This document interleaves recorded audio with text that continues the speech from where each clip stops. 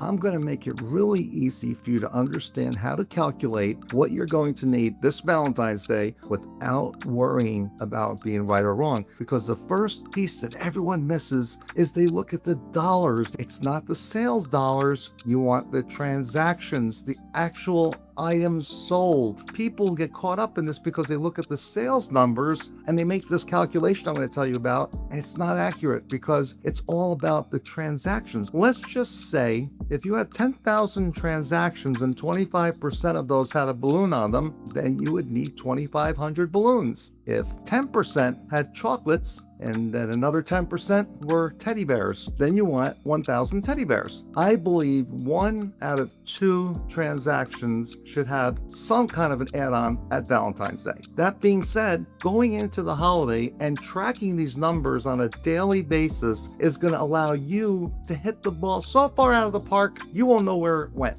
It's all numbers, and it's really, really easy to do.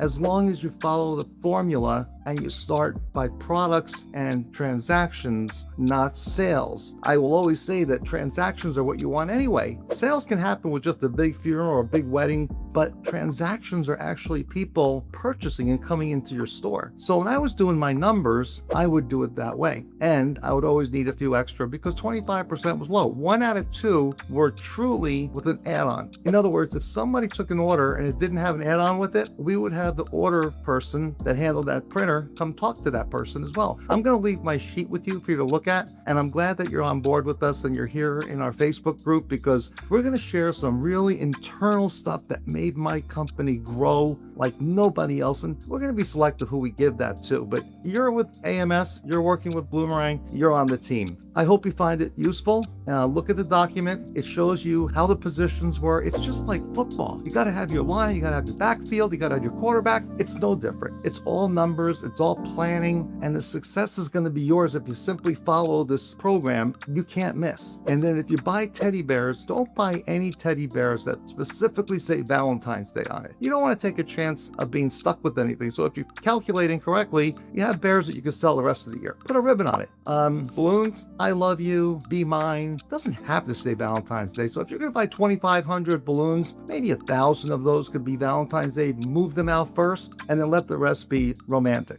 Let me know if I can help any further, but tell me what you think of this program. I think a lot of flower shops, big or small, can use this tip. Now you should know what to order.